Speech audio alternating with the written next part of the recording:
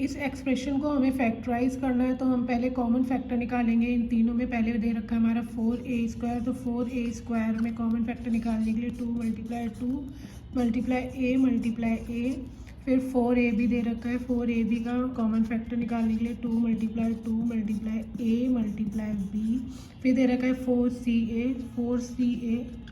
2 multiply c multiply a। तो इन सब common factor हमारे क्या क्या हो गए, 2 मल्टीप्लाई a।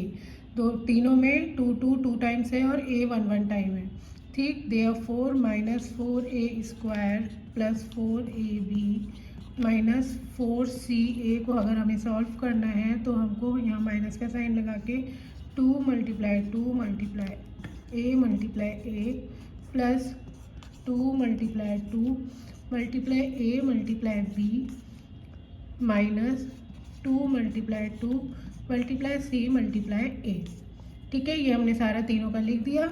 अब इसमें हमें कॉमन निकालना है फैक्टर, जो हमारे यहाँ पे हमने फैक्टर निकाले थे कॉमन, 2 मल्टीप्लाई a, और माइनस में जो अनकॉमन है बीच में वो आ जाएगा, एक आगे -a plus b minus c।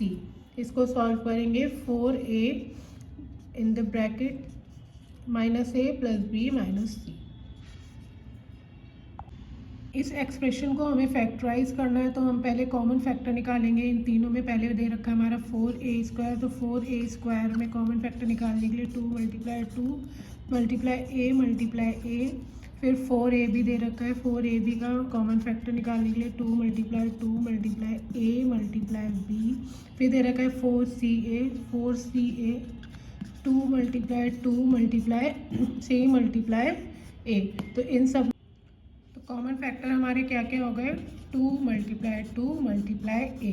दो तीनों में 2 टाइम्स है और a 1 टाइम है, ठीक। Therefore -4a² plus 4ab minus 4ca को अगर हमें सॉल्व करना है तो हमको यहाँ माइनस का साइन लगा के 2 multiply a multiply a plus 2 multiply a multiply b minus 2 multiply c multiply a, ठीक है। ये हमने सारा तीनों का लिख दिया।